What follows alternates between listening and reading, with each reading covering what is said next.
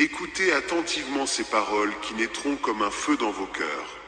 Le mariage ne peut jamais être entre deux hommes ou deux femmes. Oui, je le dis clairement et sans crainte. Le mariage est, et sera toujours, l'union sacrée, indissoluble, féconde et stable entre un homme et une femme. Et je sais bien que cette affirmation suscite débat, colère et critique dans les églises et sur les écrans du monde entier. Mais je le dis non pas pour blesser, mais pour guérir, non pas pour exclure, mais pour éclairer, non pas pour détruire, mais pour construire sur la vérité qui nous a été révélée depuis la création. Car avant toute idéologie, avant que ne s'élèvent les drapeaux qui divisent aujourd'hui les peuples et les communautés, existait déjà le souffle divin qui a façonné l'homme et la femme à l'image et à la ressemblance de Dieu. Et c'est lui-même qui les a bénis en disant « Soyez féconds, multipliez, remplissez la terre et soumettez-la. » Genèse 1h28. Ce n'est pas un commandement arbitraire. C'est la proclamation d'une vérité éternelle.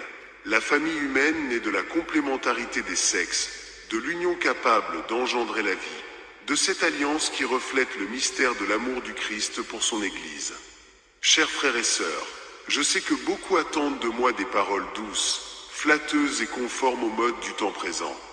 Mais le devoir d'un pasteur n'est pas d'applaudir au vent changeant, mais d'être comme un roc solide au milieu de la tempête.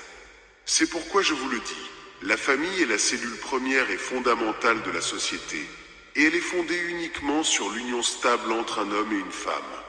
Ce n'est pas mon opinion, ni une invention des théologiens des siècles passés. C'est l'enseignement constant de l'Église, enraciné dans la nature même que Dieu a inscrite en chacun de nous. Aujourd'hui, beaucoup parlent de l'amour comme s'il s'agissait d'une simple émotion ou d'un désir. Mais le véritable amour, celui qui construit un foyer et une société, est don de soi, ouverture à la vie, fidélité au quotidien. L'homme reflète la force qui protège et soutient.